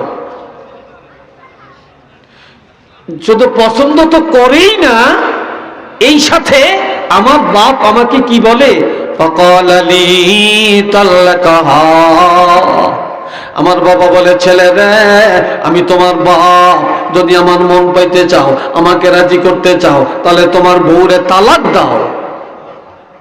কি কয়? বউরে তালাক দাও। ইয়া রাসূলুল্লাহ, এখন আমি তো বিপদে পড়ছি, কি করব?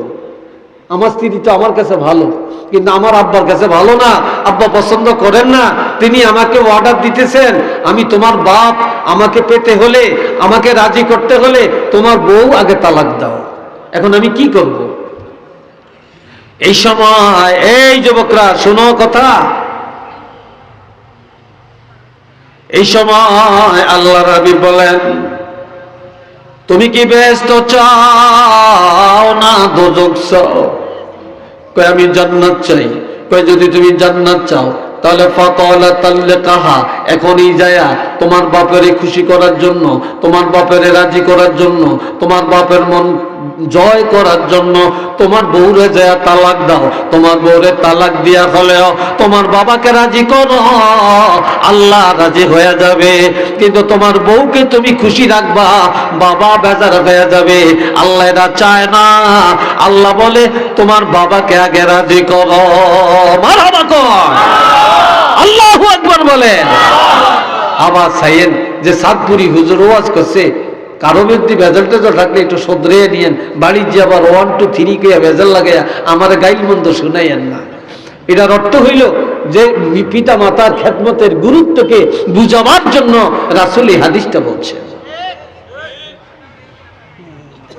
আল্লাহ আর একটা হাদিস বলে আমি আলোচনা গুছিয়ে নিয়ে আসতে আছি।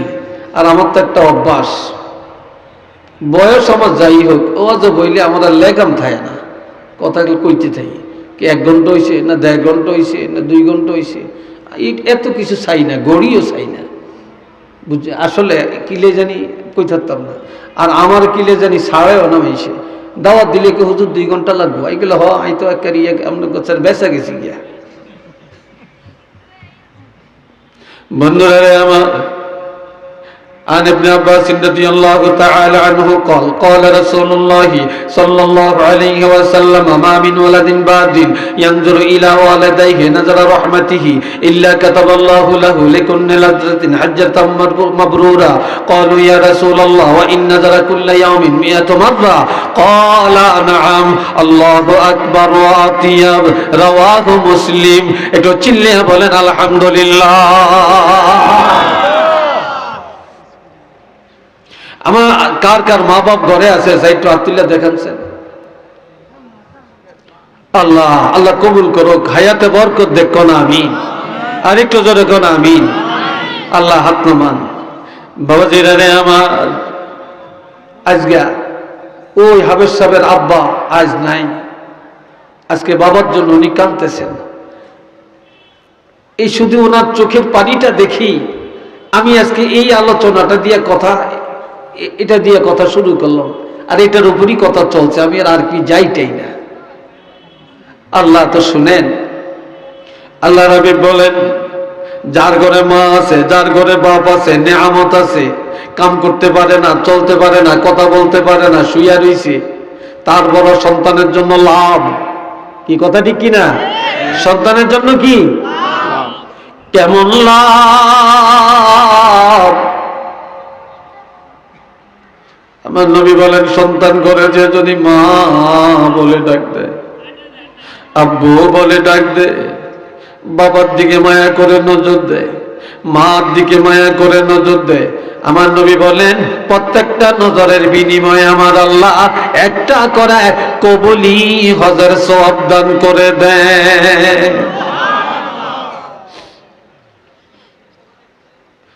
এমন সময় এক ব্যক্তি বলেন, ইয়া রাসূলুল্লাহ ওয়া ইন্না যারা কুল্লা ইয়াউমিন 100 মাররাতিন, যদি কোন সন্তান দৈনিক 100 বার পিতামাতার দিকে তাকায় 100টা হজের সওয়াব আল্লাহ দিবেন কিনা? ক্বালা নাআম, আমার নবী বলে হ্যাঁ।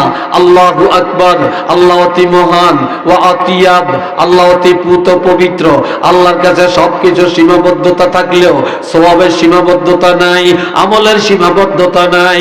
তুমি 100 বার কেন, 1000 কেন, 1 লক্ষ কেন, যতবার পিতা মাতার দিকে মায়া করে তাকাইবা ততগুলি হজের সওয়াব আল্লাহ দান করে দিবে। এই নজরের অর্থ কি?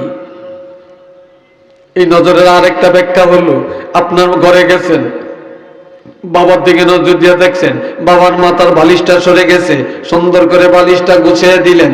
তারপরে বাবার লুঙ্গিটা একটু হাঁটুর উপরে এসে গেছে, টান দিয়ে লুঙ্গিটা ঠিক করে দিলেন। মোজগুলি বড় হয়ে গেছে, একটু কেটে দিলেন।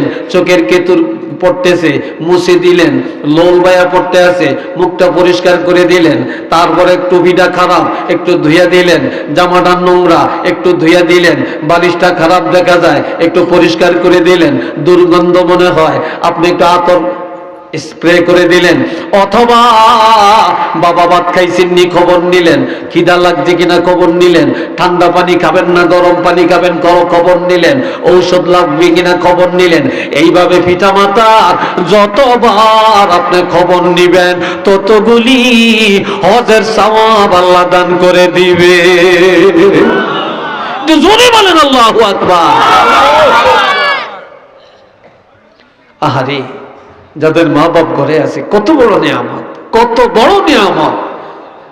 যার মা নাই বাপ নাই।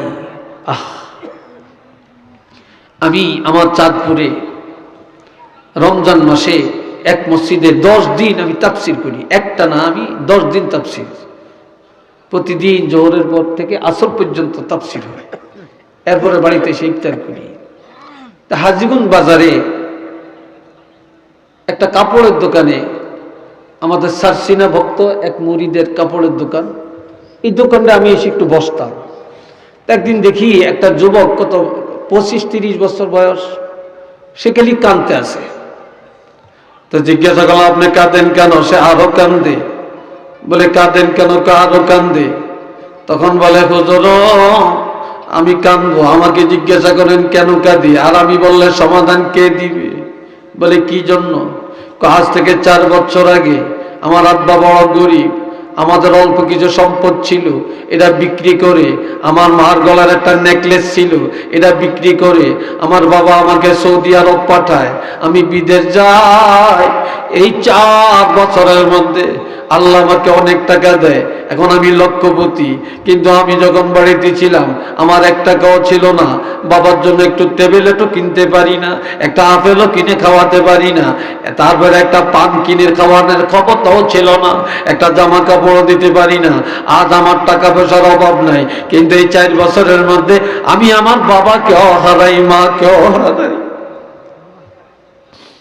আর আমি বাড়ি আসিয়া আমার বাবারে পাই না, আমার মা দুঃখিনীরও আমি পাই না। আমি যে দেখি আমার মার কবর, বাবার কবর। আজ আমার পাশে একটা যুবক ছেলে তার বাবার জন্য একটা লুঙ্গি কিনে, একটা গেঞ্জি কিনে, বাবার জন্য সুন্দর একটা টুপি কিনলো, মার জন্য একটা শাড়ি কাপড় কিনলো। এটা দেখে আমার কলিজা আগুন জ্বলে। আজ আমার টাকা দিয়ে কি করব, কি করব, কি করব? আজ আমার বাবা না, আজ আমার মা নাই। যদি থাকতো আমি তো তাদের চাহিদা মেটানো বস্ত্র কিনতাম, সব দিতাম। এই জন্য আমি কাঁদি, এই জন্য আমি কাঁদি। একদিন কাঁদবেন, কোনো লাভ হবে না। মা বাপ যতক্ষণ আছে, যার যেমনে পারেন, দুনিয়াতে একটা গাছ এটার ভাগ আছে, একটা জমিন এটার ভাগ আছে, পুকুরে একটা মাছ ধরছেন এটার ভাগ আছে, দোকানের টাকা এটার ভাগ আছে। কিন্তু আমার মা বাবা খেদমতের কোনো ভাগাভাগি নাই। যে যেমনে পারেন খেদমত করেন, যে যেমনে পারেন সেবা করেন, যে যেমনে পারেন যত্ন করেন। কিন্তু মা বাপ নিয়ে আজকে এক ভাইয়ে, কালকে আরেক ভাইয়ে, না, কোনো ভাগ নেই। পিতামাতার কোনো ভাগ নেই। যে যেমনে পারেন খালি খেদমত, খালি খেদমত। তাদের জন্য খালি খেদমত করেন, তাদের রোগের মাগফিরাত কামনা করেন, তাদের জন্য দোয়া করতে থাকেন। একটু কন্যা সুবহানাল্লাহ, আর একটু চিল্লিয়ে বলেন না আল্লাহু আকবার। আল্লাহ আল্লাহ কবুল করেন আমাদেরকে, সবাই বলেন না আমিন। আর একটু জোরে কন্যা আল্লাহুম্মা আমিন। বন্ধুরা রে আমার,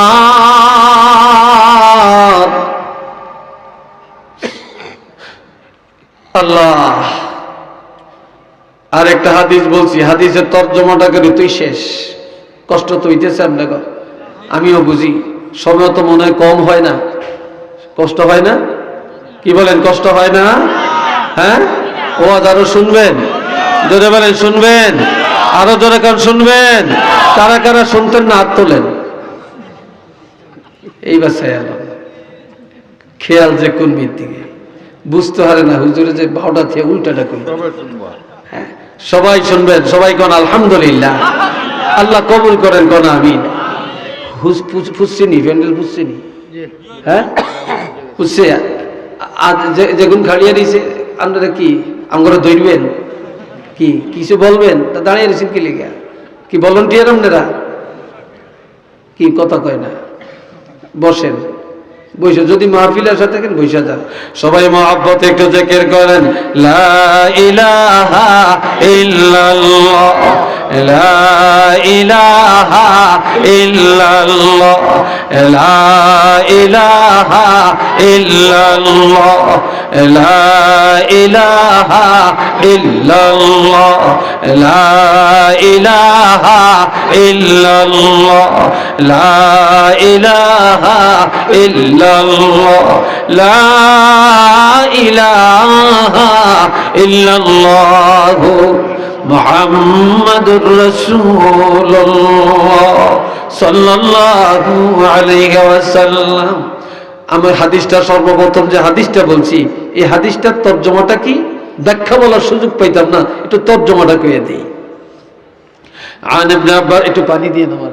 عن ابن عباس رضي الله تعالى عنه قال قال رسول الله صلى الله عليه وسلم من أصبح مطيعا لله في والديه أصبح له بابان مفتوحان من الجنة وإن كان واحدا فواحدا ومن أمسى عاصيا لله في والديه أصبح له بابان مفتوحان من النار وإن كان واحدا فواحدا। যুবকরা একটু শুনবা, যুবকরা বিশেষ করে যুবকরা শুনবা। আল্লাহ রাবি মেরসাদ করেন, কোন সন্তান বাড়িতে যায়, বিদেশ থেকে আসিয়া, লন্ডন থেকে আসিয়া, জাপান থেকে এসে, আমেরিকা থেকে এসে, সিলেট থেকে এসে ব্যবসা করে বাড়ি যায়, যাদের মা আছে বাবা আছে, সর্বপ্রথম বাবার কাছে যাবেন, মার কাছে যাবেন, বাবার খবর নিবেন, মার খবর নিবেন, এরপরে বিবির কাছে, এরপরে সন্তানের কাছে, এরপরে শ্বশুর শাশুড়ি। কিন্তু মা বাপ রাখিয়া শ্বশুরের কাছে আগে না, শাশুড়ির কাছে আগে না, সন্তানের খবর আগে না। যাদের পিতা মাতা ঘরে, প্রথমে পিতা মাতার কাছে যাওয়া লাগবে। এটা সুবহানাল্লাহ কম না রে? কে বলছে এটা? আমার নবীজি। তো যাইয়া কি করবে? কয় যে ছেলে যায় মার সেবা করে, বাবার সেবা করে, তাদের খাওয়া দাওয়ার খোঁজ খবর নিয়া, ঔষধ বড়ির খবর নিয়া, খেদমত করিয়া রাত্রে ঘুমাইয়া যায়, এই সন্তানের উপরে রাজি হইয়া যায়, খুশি হইয়া যায়। এই রাজি খুশি থাকিয়া মা বাপ ঘুম এসে যায়। আবার সকালবেলায় ঘুম থেকে জাগার সাথে সাথে সন্তান যে মা কইয়া ডাক দেয়, আব্বা কইয়া ডাক দেয়, ডাক দিয়া বলে বাবা রাতটা কেমনে গেল, কষ্ট হয়েছে নি? তারপরে কোনো সমস্যা হয়েছে নি? মা আপনার কোনো সমস্যা হয়েছে? সকালবেলায় কি খাবেন, কি করতে হবে, কি আনতে হবে, এই যে খবর নিলেন, তাহলে সকালবেলায় পিতা মাতা সন্তানের উপরে রাজি, রাত্রেও রাজি, সকালেও রাজি। তারা ঘুম গেল রাজি হইয়া, ঘুমের থেকে জাগার পরেও কি রাজি। আল্লাহ হাবিব বলেন, এই সন্তানের উপরে আমার আল্লাহ বেলা উঠার আগে আগেই এই সন্তানের জন্য দুইটা বেহেশতের দরজা খুলে দেয়। কয়টা বেহেশত? দুইটা বেহেশতের দরজা আল্লাহ খুলে দেন, যে দুইটার যে কোনো দরজা দিয়ে সে জান্নাতে যাবে। ওয়া ইন কানা ওয়াহিদান ফাওয়াহিদা, আর যদি দুইজনের একজন রাজি থাকে তাহলে একটা জান্নাতের দরজা তার জন্য আল্লাহ খুলে দিবেন। আজ ঘরে যা মারে মা কইতে রাজি না, বাপরে বাপ বলতে রাজি না। আহারে আহারে দুনিয়ার মানুষ। আজকে দেখলাম একজনে বলতে আছে যে তারিক জিয়া দেশে আসবে, বেশ খুশি, 17 বছর পরে দেশে আসতেছে, খুশি নাকি? দেশের মানুষ দেশের মাটিতে আসবে, ভালো তো। এতে একজনে একটা মহিলা বলতেছে, আমি বরিশাল থেকে আসছি, আমার বাবা হসপিটালে, বাবার অপারেশন, আমি বাবার চিন্তা করি না, অপারেশনের চিন্তা করি না, আমি নেতার টানে চলে আসছি। আরে তোমার এই নেতা আর বাপ থুইয়া বাপের অপারেশন, তোমার মতো একটা মেয়ে এই কথা বললা, তোমার লজ্জা গেল কোথায়? এটা কি সন্তান?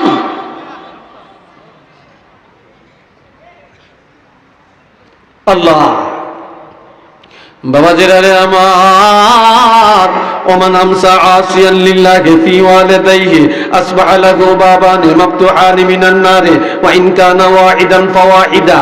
আল্লাহ রাসূল বলেন, কোন সন্তান বাড়িতে গেছে, যা বউলে আনন্দ করে, ছেলে মেয়ে আনন্দ করে, মা এই রুমো আর নইলে আরেক ঘরে। আরে মারও খবর লয় না, বাপেরও খবর লয় না, মারও ওষুধ নাই, মা কত কমাইতে আছে, কাঁদতে আছে, তারপরে বাবা কত দুঃখ করতে আছে, আবার বিদেশ থেকে আসে, মা জানে না, বাপে জানে না, শ্বশুর বাড়ি মানুষ জানে, আবার শালাই জানে, সম্বন্ধী জানে, শালি জানে, বউ জানে, ছেলে মেয়ে জানে, কিন্তু মাই জানে না, বাপে জানে না। হুট করে বাপের কাছে আইছে, বাপে খবর পায় না। ঘরে মেহমানদারিকে বাবাই জানে না, মাই জানে না। তুই মার মনে ব্যথা আসেনি? কথা বলেন, আছে কিনা? বাবার মনে ব্যথা আছে কিনা? তো এখন রাত্রিবেলায় মায়ও কান্দে, বাবাও কান্দে, কানতে কানতে তাদের ঘুম আসছে, কানতে কানতে ঘুম আসছে। আবার সকালবেলায় বিসমিল্লাহ, সকালবেলায় ঘুম থেকে জাগার পরে যে আমার খবর লয় না, বাবার খবর লয় না, একটু ডাকেও না, কি লাগবে না লাগবে খবরটাও লয় না, খবরটাও লয় না, সকালবেলাও নারাজ। আল্লাহর হাবিব বলেন, এই সন্তানের জন্য বেলা উঠার সাথে সাথে আমার আল্লাহ 2টা জাহান্নামের দরজা খুলে দেয়। নাউজুবিল্লাহ, কম না? কয়টা? 2টা জাহান্নামের দরজা খুলে দেয়। ওয়া ইন কানা ওয়াইদান ফাওয়াইদা, আর যদি একজন নারাজ থাকে, একটা জাহান্নামের দরজা আল্লাহ খুলে দেন। এমন সময় একটা যুবক দৌড়ে কয়, ইয়া রাসূলুল্লাহ, ওয়া ইন জালামাহু, মা বাপ যদি জুলুম করে। কি জুলুম? আমার বাপে আমার টাকা দেয় না, পয়সা দেয় না, বাড়ি দেয় না, ঘর দেয় না, ত্যায্য করে দিছে, আমারে বিদেশ পাঠায় না, আমার ওই ভাইয়েরে মায়া করে, ভাইয়েরে বাড়ি ঘর দিছে, জায়গা জমিন দিছে, আমারে কিচ্ছু দেয় না, তা আমার উপর জুলুম করছে। তো এই অবস্থায় আমি মা বাবার খেদমত কেমনে করব? তখন আমার নবী বলেন 3 বার, জোরে বলেন কয়বার? 3 বার। ওয়াইং জলামা ওয়াইং জলামা ওয়াইং জলামা, যদিও তারা জুলুম করে, যদিও তারা জুলুম করে, যদিও তারা জুলুম করে, তোমারে বাড়ি দেয় না, ঘর দেয় না, টাকা দেয় না, তোমারে কিচ্ছু দেয় না, ত্যায্য করে দিছে, তারপরে তুমি পিতা মাতার সাথে জুলুম করতে পারবা না, অন্যায় করতে পারবা না। অন্যায় করলে বিচারের মালিক আল্লাহ, তোমাকে বিচার করার অধিকার দেওয়া হয় না, তুমি তোমার পিতা মাতার খেদমত করেই যাবে। একটু কন্যা সুবহানাল্লাহ। সেই মা বাপের পক্ষে আমরা আছি কি নাই? এটা জোরে বলেন, আছি কি নাই? এটা 2টা হাত তুলে দেখান, আল্লাহ দেখো।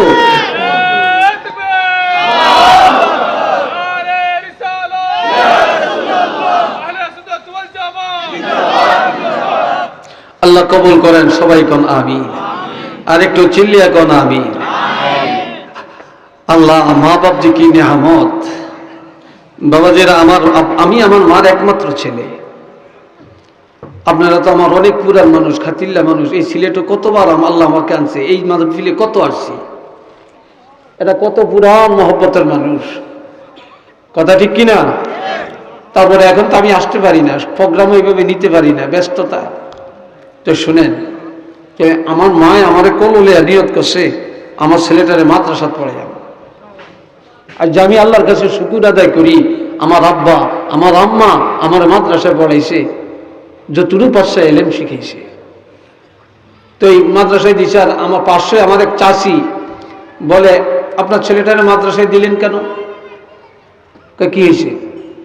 মাদ্রাসায় দিয়েছে, সে আলেম হবে। মাদ্রাসায় পড়ে কি চাকরি করবে? ব্যঙ্গে সঙ্গে কয়, কি চাকরি করবে? আমার মা চোখের পানি ফেলে বলে, আফা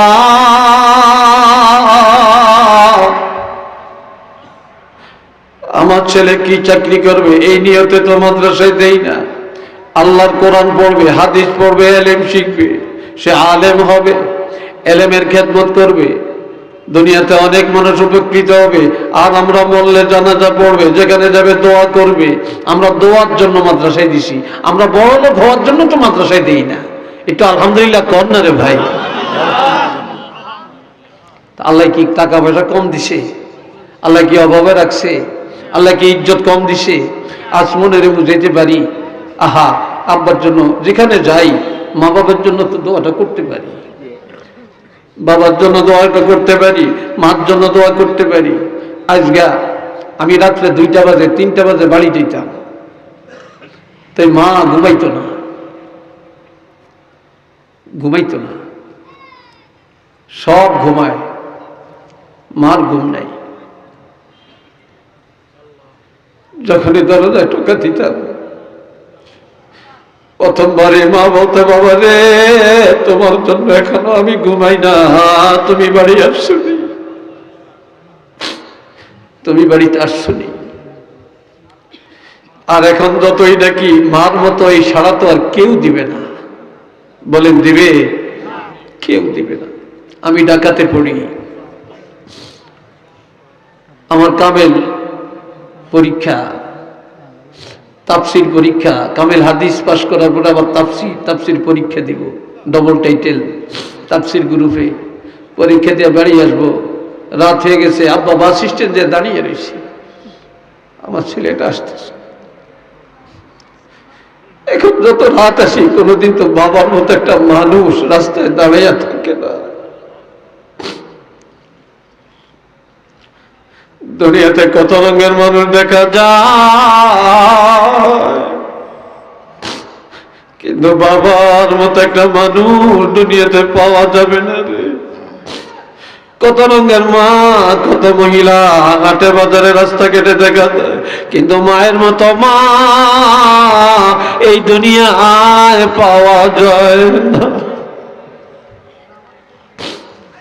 সেই মার জন্য দোয়া করবেন, সেই মার খেদমত করবেন, সেই মার দোয়া নিবেন, যেমনে পারেন দোয়া নিবেন, যেমনে পারেন খেদমত করবেন।